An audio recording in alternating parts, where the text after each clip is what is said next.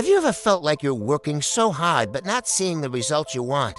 It's like you're planting seeds, but nothing seems to grow. What if I told you there's an ancient principle? A kind of spiritual law that could change everything? It's what I call the biblical law of multiplication. It's not just about money. It's about every area of your life, your relationships, your health, your peace of mind. Let's start with a foundational story. In the book of Genesis, one of the very first things God says to humanity is be fruitful and multiply. This isn't just a suggestion. It's a command, a built-in principle for how the world is designed to work. Everything in creation is made to multiply. An apple seed doesn't just produce one apple. It produces a tree that yields countless apples, each containing more seeds. That's the power of multiplication at work. So how do we tap into this? The secret isn't in what you have, but in what you're willing to give away. Think about the story of the loaves and fishes. A huge crowd was hungry, and the disciples only had 5 loaves of bread and a fish. It was practically nothing compared to the need, logically.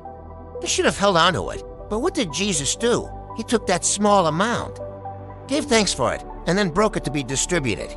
This is the first crucial step. Start with what you have, no matter how small it seems. Don't despise your 5 loaves and a fish. It might be a small talent, a little bit of time, a small amount of money, or even just a word of encouragement. The mistake we often make is waiting until we have enough before we start giving. But the principle works the other way around. Multiplication doesn't begin with abundance. It begins with releasing what's in your hand. The second step is gratitude. Jesus gave thanks for the little that he had. Gratitude shifts your perspective from scarcity to abundance. When you're thankful for what you have, you're acknowledging its value and positioning yourself to receive more. It tells the universe, I'm ready for more of this. Complaining and focusing on what you lack does the exact opposite. It shuts down the flow of blessing. Now for the most important part, the release. The bread and fish had to be broken and given away. To multiply, if the disciples had hoarded it, it would have only fed a few people. But by giving it away, it miraculously multiplied to feed over 5,000 with 12 baskets of leftovers. This is the paradox of this spiritual law. What you hold on to, you may eventually lose. What you give away with a generous heart, you get back multiplied. This isn't just about charity. It's about investing your resources. If you want more love in your life, you need to give love freely. If you want more opportunities, help create opportunities for others. If you want more joy, find ways to bring joy to those around you. You are sowing seeds. You sow a seed of kindness, and you reap a harvest of strong relationships.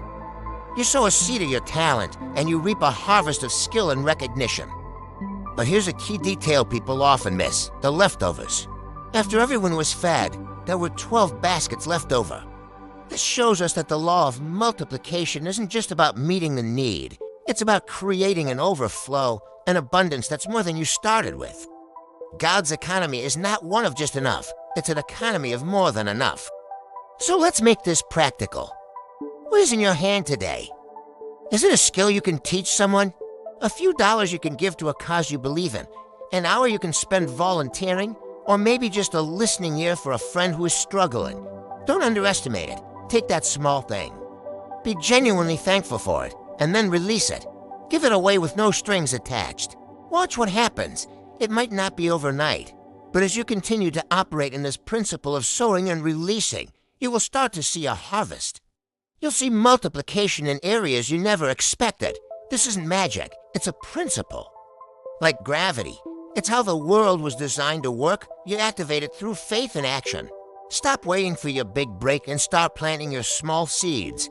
Your 5 loaves and a fish are more than enough to start a miracle. The power isn't in the size of the seed, but in the law of multiplication that it carries within it.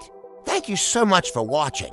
If this message resonated with you, hit that like button and subscribe for more content that can help you unlock a life of abundance. Share this with someone who needs to hear it. And let me know in the comments what small seed you're going to plant this week. See you in the next video.